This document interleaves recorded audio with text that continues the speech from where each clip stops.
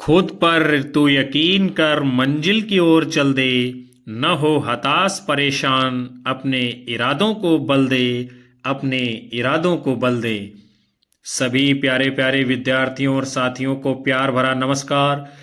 जय हिंद, वंदे मातरम। आप सभी लोग देख रहे हो दीपक लक्ष्य अब एजुकेशनल चैनल, जहां चर्चाएं सिर्फ आपके लक्ष्य पर की जाती हैं। विद्यार्थियों, विद्या आपका ऐसा धन है जिसे कोई चुरा नहीं सकता है। आज किताबों की मेहनत का हाथ पकड़ लो, कल काम मांगने के लिए लोगों के पैर पकड़ने की जरूरत नहीं पड़ेगी। जिस व्यक्ति के चेहरे पर हमेशा मुस्कान रहती है वो हर परिस्थिति में सकारात्मक रहता है और बड़ी से बड़ी मुश्किलों का भी हल निकाल लेता है। सफल होने के लिए सफलता की इच्छा असफलता के भय से अधिक होनी चाहिए। अपने संघर्ष को अपना जुनून बना लीजिए। जब तक वो तुम्हारी कहानी न लिख दे तब तक रुकना नहीं है। आइए फिर जुड़िए हमारे चैनल से। पहली बार विजिट किए हो तो सब्सक्राइब कर बेल आइकन जरूर दबाइएगा, जिससे आपको भी आने वाली आगे की कक्षाएं आसानी से मिलती रहें। कक्षा को लाइक कमेंट कर शेयर कर दीजिए और आज के सेशन को पूरा वॉच करिएगा। और इस महत्वपूर्ण सेशन का पहला प्रश्न आपके सामने है, जो कि प्रयोगवाद प्रपत्तिवाद से संबंधित विषय से है। क्या है आपका प्रश्न?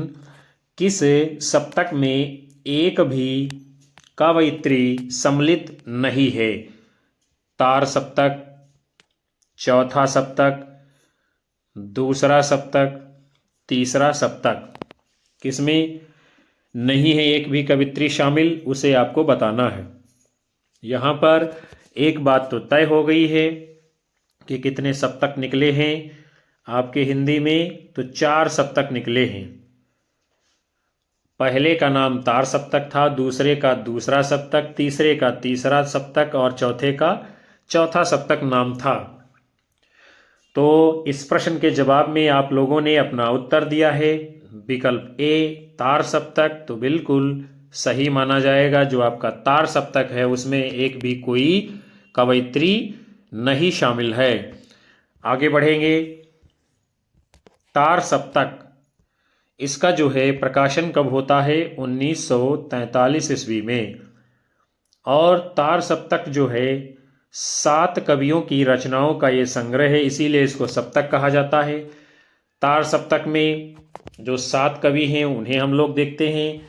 रामविलास शर्मा, अज्ञेय, गिरजा कुमार माथुर, भारत भूषण अग्रवाल, प्रभाकर माचवे, मुक्तिबोध, नेमिचंद्र जैन इत्यादि। और अज्ञेय जी ने तार सप्तक की भूमिका में प्रयोगवादी कवियों को राहों का अन्वेषी कहा था। क्या कहा था? राहों का अन्वेषी। किसने कहा था? सच्चिदानंद हीरानंद वात्स्यायन अज्ञेय जी ने। आगे बढ़ेंगे। आपका प्रश्न है, कविता मेरे लिए कोई भावुकता की हाय हाय न होकर यथार्थ के प्रति एक प्रौढ़ प्रतिक्रिया की मार्मिक अभिव्यक्ति है, ये कथन किसका है? चलिए देखते हैं विकल्पों को। कुंवर नारायण, अरुण कमल, रघुवीर सहाय, राजकमल चौधरी। तो ये कथन किसका है? कुंवर नारायण जी का। और कुंवर नारायण जी क्या लिखते हैं कि कविता मेरे लिए कोई भावुकता की हाय हाय न होकर यथार्थ के प्रति एक प्रौढ़ साहित्यिक प्रतिक्रिया की मार्मिक अभिव्यक्ति है। और ये जो कथन है तीसरे सप्तक के कवि कुंवर नारायण जी का है, यानी कुंवर नारायण के सप्तक में आते हैं तीसरे सप्तक में। इनके द्वारा रचे गए जो काव्य संग्रह हैं उसे हम लोग देखते हैं। चक्रव्यूह 1956 ईस्वी, परिवेश हम तुम 1961 ईस्वी, आमने सामने 1979 ईस्वी, कोई दूसरा नहीं 1993 ईस्वी, इन दिनों 2002 ईस्वी इत्यादि। और आत्मजयी 1965 ईस्वी में, वाजश्रवा के बहाने 2008 ईस्वी में इनके द्वारा रचे गए प्रबंध काव्य हैं। आगे बढ़ेंगे। फिर आपका प्रश्न है, नकेनवाद के प्रवर्तक कवि थे, यानी कौन थे नकेनवाद में आते हैं? नलिन बिलोचन शर्मा, केसरी कुमार नरेश मेहता, नरेश कुमार केसरी कुमार नागार्जुन, नलिन बिलोचन शर्मा केदारनाथ सिंह नरेश मेहता, नलिन बिलोचन शर्मा केसरी कुमार नरेश। तो कौन आते हैं नकेनवाद में? विकल्प डी नलिन बिलोचन शर्मा, केसरी कुमार और नरेश जी को गिना जाता है। आगे बढ़ेंगे। प्रपद्यवाद जो है इसको नकेनवाद भी कहा जाता है, क्योंकि इसमें बिहार के 3 कवि नलिन बिलोचन शर्मा, केसरी कुमार और नरेश के नाम आते हैं और इनके नाम के प्रथम अक्षरों को आधार बनाकर जो है नकेन नाम दिया गया है। सन 1952 ईस्वी में नरेश के संपादकत्व में प्रकाशित पत्रिका प्रकाश में नकेनवादियों ने प्रपद्यवाद को तथाकथित प्रयोग 10 सूत्री घोषित किया है। प्रपद्यवाद और प्रयोगवाद में मूल अंतर क्या है? प्रपद्यवाद प्रयोग को साध्य मानता है, जबकि प्रयोगवाद प्रयोग को साधन मानता है। आगे बढ़ेंगे। आपका प्रश्न है, प्रयोगवाद का प्रवर्तक माना जाता है गजानन माधव मुक्तिबोध, नेमिचंद्र जैन, प्रभाकर माचवे, सच्चिदानंद हीरानंद वात्स्यायन, अज्ञेय। कौन है प्रयोगवाद के प्रवर्तक? तो वो हैं आपके सच्चिदानंद हीरानंद वात्स्यायन अज्ञेय जी। प्रयोगवाद का आरंभ सन 1943 ईस्वी में अज्ञेय के संपादकत्व में प्रकाशित तार सप्तक से माना जाता है। तार सप्तक में 7 कवि हैं। प्रयोगवाद शब्द का सर्वप्रथम प्रयोग नंद दुलारे वाजपेयी जी ने प्रयोगवादी रचनाएं शीर्षक निबंध से किया था और नंद दुलारे वाजपेयी ने प्रयोगवाद को क्या कहा है विद्यार्थियों? बैठे ठाले का धंधा। अज्ञेय ने तार सप्तक की भूमिका में प्रयोगवादी कवियों को राहों का अन्वेषी बताया है। प्रयोगवाद फ्रायड के दर्शन से प्रभावित है। डॉक्टर नगेंद्र ने प्रयोगवाद को शैलीगत विद्रोह कहा है। क्या कहा है? शैलीगत विद्रोह। रघुवीर सहाय जी ने क्या कहा है प्रयोगवाद को? प्रयोग कलात्मक अनुभव का क्षण है। आगे देखते हैं। आपका अगला प्रश्न है, आत्मजयी किसकी रचना है? कुंवर नारायण, रघुवीर सहाय, अरुण कमल, दुष्यंत कुमार। किसकी रचना है? तो ये है आपके कुंवर नारायण जी की। और कुंवर नारायण तीसरा सप्तक का प्रकाशन जो है 1959 ईस्वी में हुआ है। उसमें संकलित ये प्रमुख प्रयोगवादी कवि हैं। कुंवर नारायण जी की प्रमुख काव्य कृतियाँ कौन कौन सी हैं?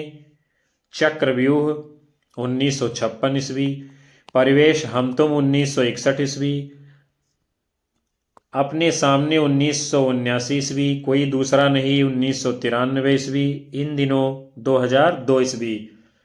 कुंवर नारायण जी ने 2 प्रबंध काव्यों की भी रचना की है। एक है आत्मजयी जिसका प्रकाशन 1965 ईस्वी में हुआ है और वाजश्रवा के बहाने इसका प्रकाशन 2008 ईस्वी में हुआ है। कुंवर नारायण की रचना जो आत्मजयी है उसकी मूल कथा कठोपनिषद के नचकेता प्रसंग पर आधारित है और आत्मजयी मूलतः रचनात्मक सामर्थ्य में आस्था की पुनः प्राप्ति की कहानी है। आगे देखेंगे। अगले क्रम में आपका प्रश्न है, हरी घास पर क्षण भर किसकी रचना है? नरेश मेहता, सच्चिदानंद हीरानंद वात्स्यायन अज्ञेय, सर्वेश्वर दयाल सक्सेना, शकुंत माथुर। किसकी रचना है हरी घास पर क्षण भर? तो वो है आपके अज्ञेय जी की। अज्ञेय मतलब सच्चिदानंद हीरानंद वात्स्यायन अज्ञेय जी। और इस रचना का प्रकाशन कब होता है? 1949 ईस्वी में। अज्ञेय को प्रयोगवाद तथा नई कविता का शलाका पुरुष कहा जाता है और अज्ञेय जी का प्रथम काव्य संग्रह कौन सा है? भग्नदूत। क्या है? भग्नदूत। और इसका प्रकाशन 1933 ईस्वी में हुआ है। अंतिम काव्य संग्रह इनका है ऐसा कोई घर आपने देखा है। इसका प्रकाशन 1986 ईस्वी में हुआ है।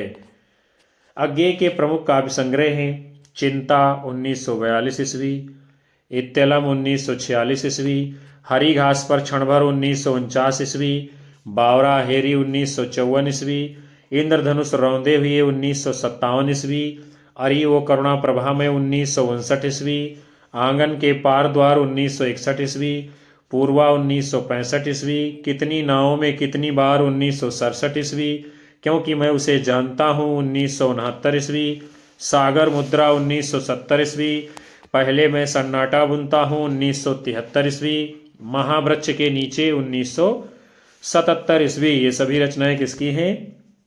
अज्ञेय जी की। अज्ञेय के द्वारा रचित असाध्य वीणा जो है एक लंबी कविता है जिसका मूल भाव क्या है? अहम का विसर्जन। अगले क्रम में आपका प्रश्न है, अगर मैं तुमको ललाती सांझ के नभ की अकेली तारिका अब नहीं कहता, उक्त काव्य पंक्तियों के रचनाकार कौन हैं?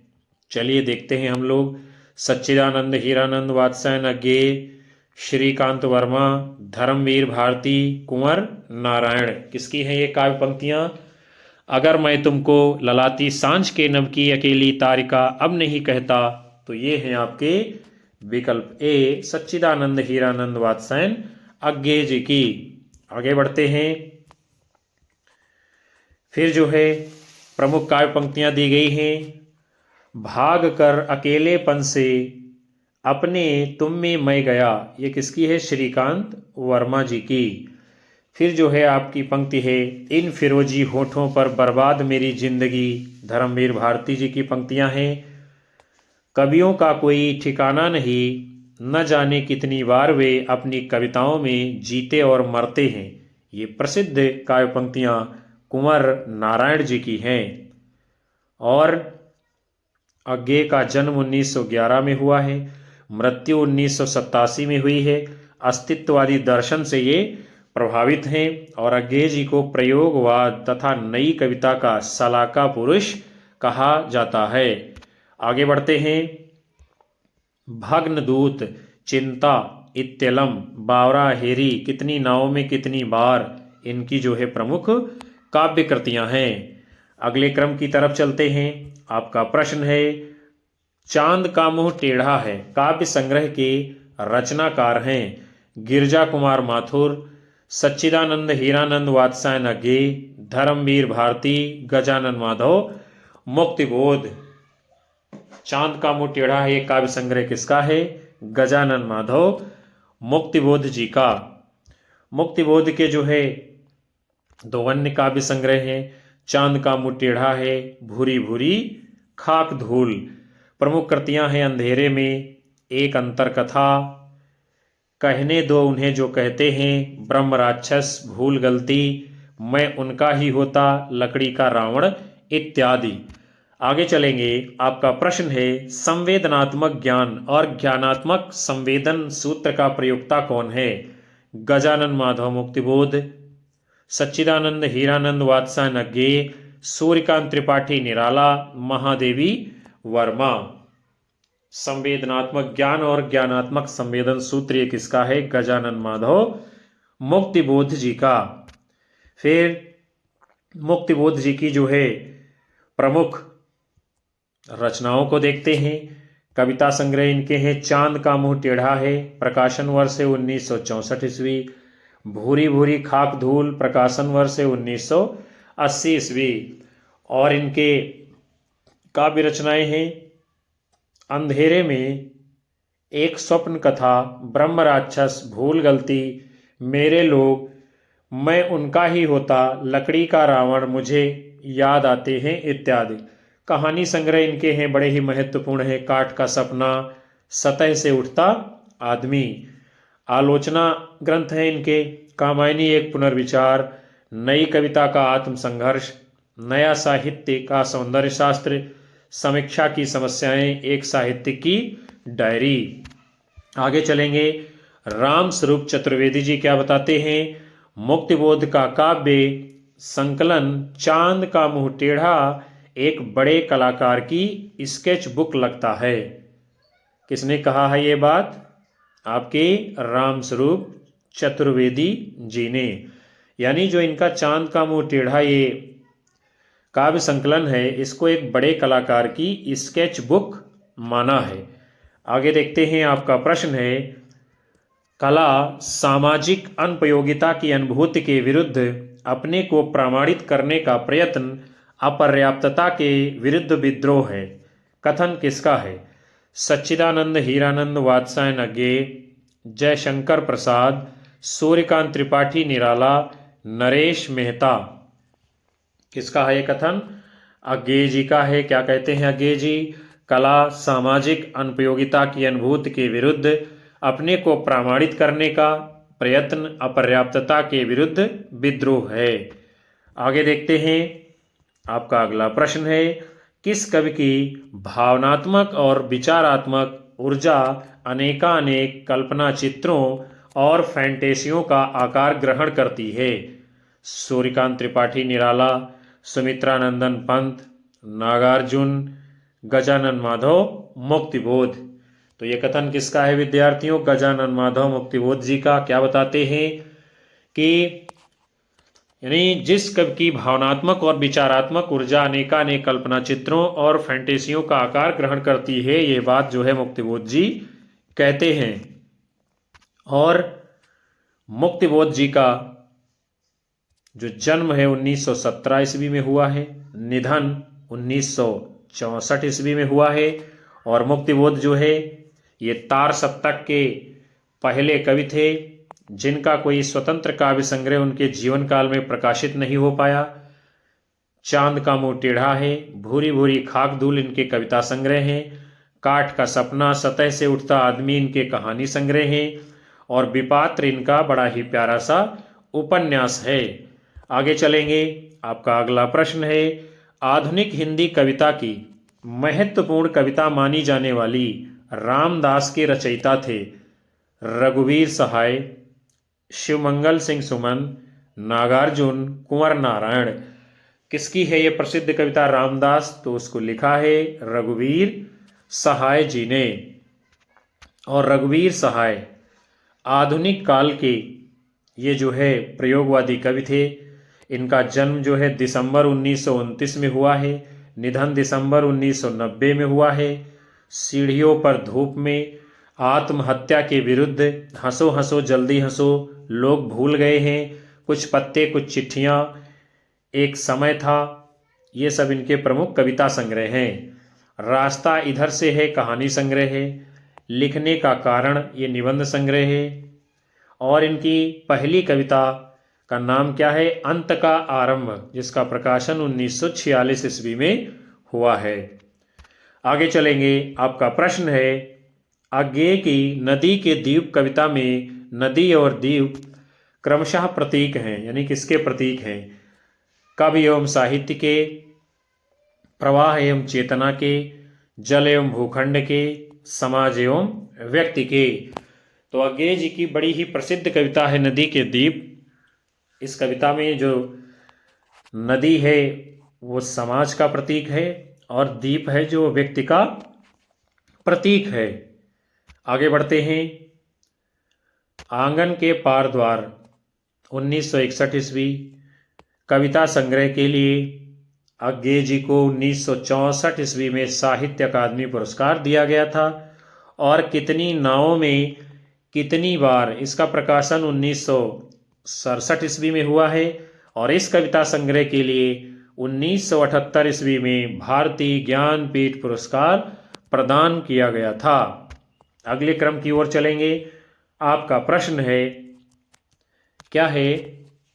कुछ पंक्तियां दी गई हैं, एक शेर दिया गया है ये, और ये शेर हमने आप लोगों को कई मर्तबा क्लास में सुनाया भी है। कहाँ तो तय था चिराग हर एक घर के लिए, कहाँ चिराग मयस्सर नहीं है शहर के लिए। यानी ये पंक्तियां किसकी हैं? महादेवी वर्मा, भवानी प्रसाद मिश्र, दुष्यंत कुमार त्रिलोचन। तो ये किसकी पंक्तियां हैं? दुष्यंत कुमार जी की। दुष्यंत कुमार जो है हिंदी के बड़े शायर, बड़े रचनाकार माने जाते हैं। और ये जो पंक्तियां हैं दुष्यंत कुमार जी के गजल संग्रह साए में धूप से ली गई हैं। क्या है संग्रह का नाम? साए में धूप। दुष्यंत कुमार का जन्म 1933 ईस्वी में और निधन 1975 ईस्वी में हुआ है। सूर्य का स्वागत, आवाजों के घेरे, जलते हुए वन का वसंत इनकी प्रमुख काव्य कृतियां हैं और एक कंठ विस्पाई इनका प्रसिद्ध गीत नाट्य है। आगे चलेंगे फिर अगले क्रम में। आपका प्रश्न है, तार सप्तक का संपादन हिंदी कविता के किस युग की शुरुआत से संबंधित है?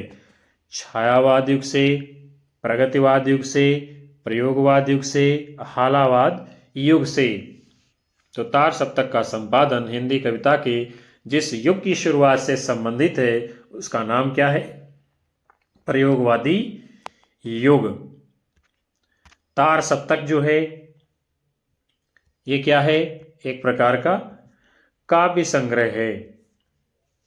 अज्ञेय के द्वारा 1943 ईस्वी में नई कविता के प्रणयन हेतु 7 कवियों का एक मंडल बनाकर तार सप्तक का संकलन एवं संपादन किया है और तार सप्तक से नई कविता का प्रस्थान बिंदु माना जाता है।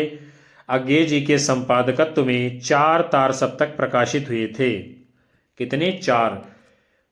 पहला जो है यानी तार सप्तक 1943 ईस्वी में, दूसरा सप्तक 1951 ईस्वी में, तीसरा सप्तक 1959 ईस्वी में और चौथा सप्तक 1979 ईस्वी में प्रकाशित होता है।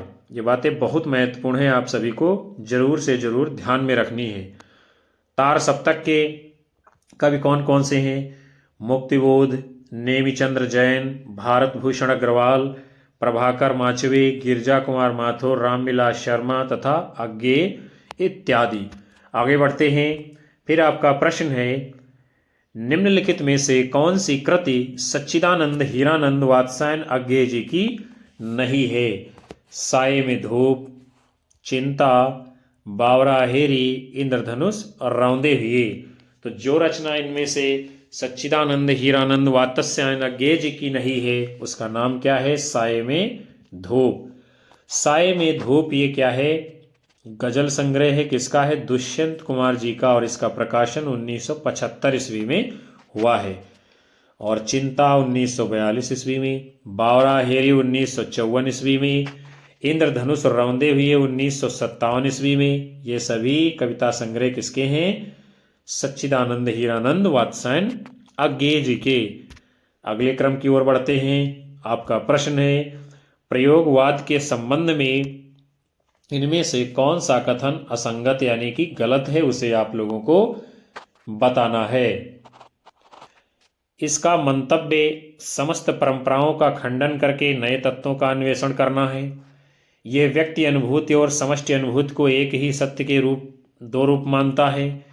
ये मानता है कि बौद्धिकता को काव्यानुभूति से पृथक करके नहीं देखा जा सकता है। यह मानता है कि विषय वस्तु की नवीनता ही उसके शिल्प को नया आकार देने के लिए बाध्य करेगी। तो इसमें असंगत कौन सा है विद्यार्थियों, उसे आप सभी को बताना है। तो यदि आप लोगों ने अपना उत्तर चुना है विकल्प इस प्रश्न के लिए तो जवाब सही होगा, यानी यही गलत है। इसका मंतव्य समस्त परंपराओं का खंडन करके, खंडन तो किया है लेकिन समस्त परंपराओं का खंडन नहीं किया है, इसीलिए यह बात सही नहीं है। और यह व्यक्ति अनुभूति और समष्टि अनुभूति को एक ही सत्य के दो रूप मानता है, सही है। यह मानता है कि बौद्धिकता को काव्यानुभूति से पृथक करके नहीं देखा जा सकता है, सत्य है। और विषय वस्तु की नवीनता ही उनके शिल्प को नया आकार दे सकती है, ये भी बात सत्य है। आगे बढ़ेंगे। फिर जो है हम लोग प्रयोगवाद की प्रमुख विशेषताओं को देख लेते हैं जो कि बड़ी ही महत्वपूर्ण है आपके लिए। अहमवादी व्यक्तिवाद ये विशेषता है, नग्न यथार्थवाद, अतिबौद्धिकता, निराशावाद, सामान्य विषयों का महत्व। आगे बढ़ते हैं। आपका प्रश्न है, निम्नलिखित में से तीसरा सप्तक के कवि हैं यानी कौन कौन से हैं? मदन वात्स्यायन, स्वदेश भारती, कुंवर नारायण, शकुंत माथुर, कीर्ति चौधरी। आ और बा सा दा और या, आसा और या। तो जो तीसरा सप्तक के अंतर्गत आने वाले कवि हैं विकल्प डी यानी कि मदन वात्स्यायन और कुंवर नारायण, उसके साथ साथ में कौन है, कीर्ति चौधरी, ये तीन लोग आएंगे।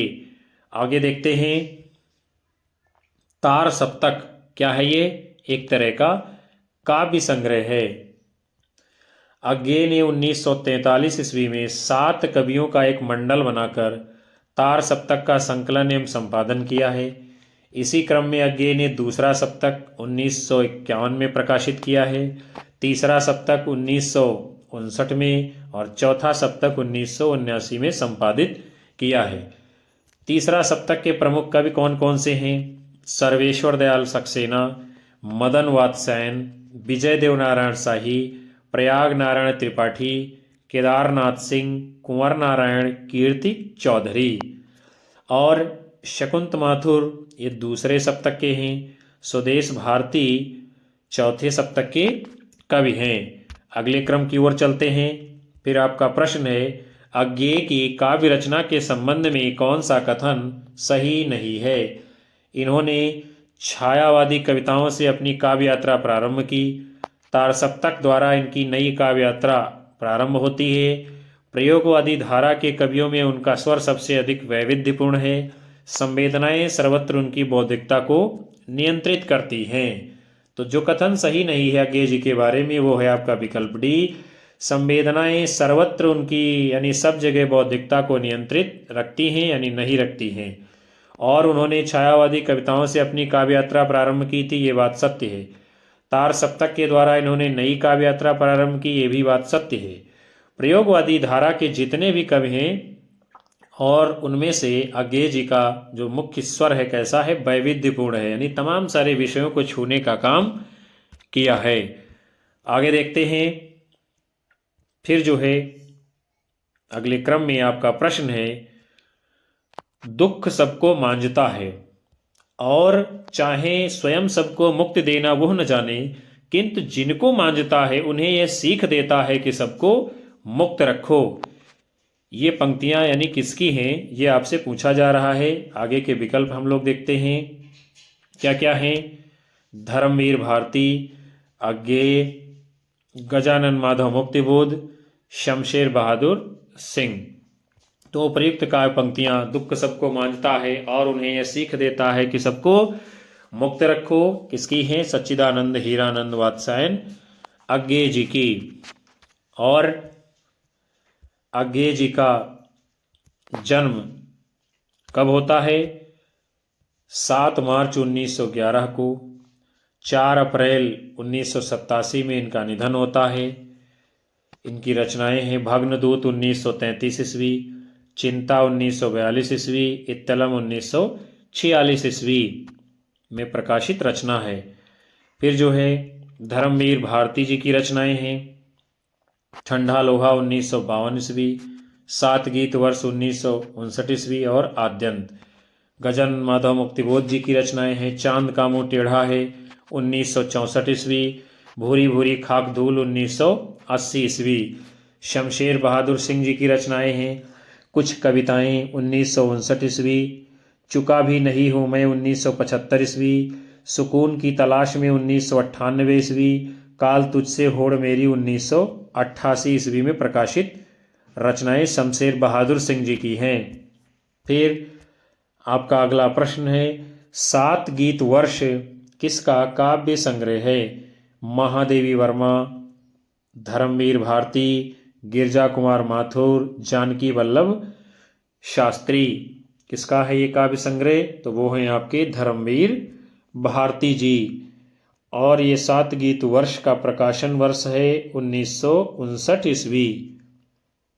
इस संग्रह में प्रेमथ्यु गाथा एक लंबी कविता संकलित है जो कि बड़ी ही प्रसिद्ध है धर्मवीर भारती जी की। और जो आपके धर्मवीर भारती जी हैं ये है किस प्रकार के कवि हैं? प्रणयानुभूति के। प्रणयानुभूति मतलब प्रेम के कवि हैं। अन्य इनकी रचनाएं हैं ठंडा लोहा 1952 ईस्वी, 7 गीत वर्ष 1959 ईस्वी, अंधायुग ये गीत नाट्य है 1955 ईस्वी में प्रकाशित हुआ है, कनुप्रिया 1959 ईस्वी, ये खंड काव्य है। सपना अभी भी 1982 ईस्वी। देशांतर मेरी वाणी गैरिक वसना। महादेवी वर्मा जी की काव्य रचनाएं हैं। निहार 1930 ईस्वी। रस्म 1932 ईस्वी। नीरजा 1935 ईस्वी। यामा 1940 ईस्वी। सप्तपर्णा 1960 ईस्वी इत्यादि। फिर गिरजा कुमार माथुर जी के काव्य संग्रह हैं। मंजीर 1941 ईस्वी। नाश और निर्माण 1946 ईस्वी। धूप के धान 1956 ईस्वी। शिलापंख चमकीले 1961 ईस्वी में प्रकाशित होता है। फिर आपका अगला प्रश्न है, खुशबू के शिलालेख कविता किस रचनाकार की है? भवानी प्रसाद मिश्र, भारत भूषण अग्रवाल, रघुवीर सहाय, सर्वेश्वर दयाल सक्सेना। किसका है एक कविता? तो वो है आपके भवानी प्रसाद मिश्र जी। और खुशबू के शिलालेख कविता दूसरा सप्तक के प्रथम कवि जो हैं भवानी प्रसाद मिश्र जी की रचना है। इनके अन्य कविता संग्रह हैं गीत फरोश, चकित है दुख, अनाम तुम आते हो, गांधी पंचसती, बुनी हुई रस्सी, फसले और फूल, इदन न मम। आगे बढ़ेंगे अगले क्रम में। आपका क्या है? रघुवीर सहाय की काव्य रचनाओं को हम लोग देखते हैं। सीढ़ियों पर धूप में, आत्महत्या के विरुद्ध, हंसो हंसो जल्दी हंसो, लोग भूल गए हैं इत्यादि। सर्वेश्वर दयाल सक्सेना जी की काव्य रचनाएं हैं काठ की घंटियां, कुआनो नदी, खूंटियों पर टंगे लोग। भारत भूषण अग्रवाल जी की काव्य रचनाएं हैं कागज के फूल, जागते रहो, ओ अप्रस्तुत मन, अग्निलेख इत्यादि। फिर विद्यार्थियों जो है आपका अगला प्रश्न है, तार सप्तक का प्रकाशन काल है यानी कि समय पूछा जा रहा है। 1943 ईस्वी, 1951 ईस्वी, 1950 ईस्वी, 1959 ईस्वी। तार सप्तक का प्रकाशन जो है कब होता है विद्यार्थियों? 1943 ईस्वी में। और किसने किया था? सच्चिदानंद हीरानंद वात्स्यायन अज्ञेय जी ने। आगे देखते हैं हम लोग। तार सप्तक का संकलन और संपादन किसने किया है? सच्चिदानंद हीरानंद वात्स्यायन अज्ञेय जी ने। तार सप्तक ये 7 कवियों का समूह है, जिसमें गजानन माधव मुक्तिबोध, नेमिचंद्र जैन, भारत भूषण अग्रवाल, प्रभाकर माचवे, गिरजा कुमार माथुर, रामविलास शर्मा, अज्ञेय जी का नाम आता है। अज्ञेय ने तार सप्तक की भूमिका में प्रयोगवादी कवियों को राहों का अन्वेषी कहा है। अज्ञेय जी ने दूसरे सप्तक की भूमिका में लिखा है, क्या लिखा है? प्रयोग अपने आप में इष्ट नहीं है, वो साधन है और दोहरा साधन है। ये बात भी बहुत ही महत्वपूर्ण है प्रयोगवाद के संबंध में। जो दूसरा सप्तक है यानी दूसरा तार सप्तक, उसका प्रकाशन कब होता है? 1951 ईस्वी में। और इसके प्रमुख कवि कौन कौन से हैं? भवानी प्रसाद मिश्र, शकुंत माथुर, हरिनारायण व्यास, शमशेर बहादुर सिंह, नरेश मेहता, रघुवीर सहाय, धर्मवीर भारती। तीसरा सप्तक का प्रकाशन कब हुआ है? 1959 ईस्वी। और इसमें कौन कौन लोग आते हैं? कुंवर नारायण, कीर्ति चौधरी, सर्वेश्वर दयाल सक्सेना, मदन वात्स्यायन, प्रयाग नारायण त्रिपाठी, केदारनाथ सिंह, विजय देव नारायण शाही। चौथे सप्तक का प्रकाशन हुआ है कब? 1979 ईस्वी में। और इसमें कौन कौन से लोग आते हैं? अवधेश कुमार, राम कुमार कुंभज, स्वदेश भारती, नंद किशोर आचार्य, सुमन राजे, श्री राम शर्मा और राजेंद्र किशोर। आगे चलेंगे। फिर आपका अगला प्रश्न है, निम्न में से कौन सी रचना सर्वेश्वर दयाल सक्सेना जी की नहीं है? पागल कुत्तों का मसीहा, खूंटियों पर टंगे लोग, काठ की घंटियां, एक शहर की मौत। कौन सी रचना नहीं है सक्सेना जी की? तो वो है आपका एक शहर की मौत। और पागल कुत्तों का मसीहा, काठ की घंटियां, खूंटियों पर टंगे लोग, ये सभी रचनाएं सर्वेश्वर दयाल सक्सेना जी की हैं। और एक शहर की मौत ये रचना है अमृता प्रीतम जी की। जबकि पागल कुत्तों का मसीहा ये रचना है सर्वेश्वर दयाल सक्सेना जी की। बाकी आपने देख ही लिया है, खूंटियों पर टंगे लोग, काठ की घंटियां, ये सभी इनकी रचनाएं हैं। आगे देख लेते हैं हम लोग अमृता प्रीतम जी की अन्य रचनाएं कौन कौन सी हैं। अमृत लहरें 1936 ईस्वी, जिंदा जियार 1939 ईस्वी, कस्तूरी, नागमणि, पंजाबी दी आवाज, ये सभी रचनाएं किसकी हैं? अमृता प्रीतम जी की।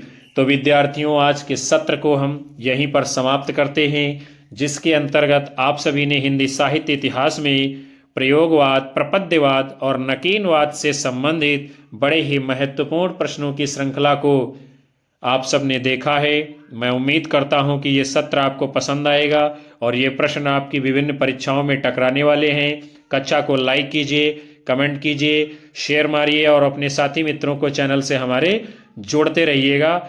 यही हमारे लिए ऊर्जा का काम करता है, मनोबल बढ़ाता है, जिसके कारण ही हम आप लोगों को अपने व्यस्ततम समय में से लगातार कक्षाएं दे पा रहे हैं। मिलेंगे आप सभी को पुनः अगले सेशन में। तब तक के लिए नमस्कार, जय हिंद, वंदे मातरम, बाय बाय, शुभ रात्रि आप सभी विद्यार्थियों को।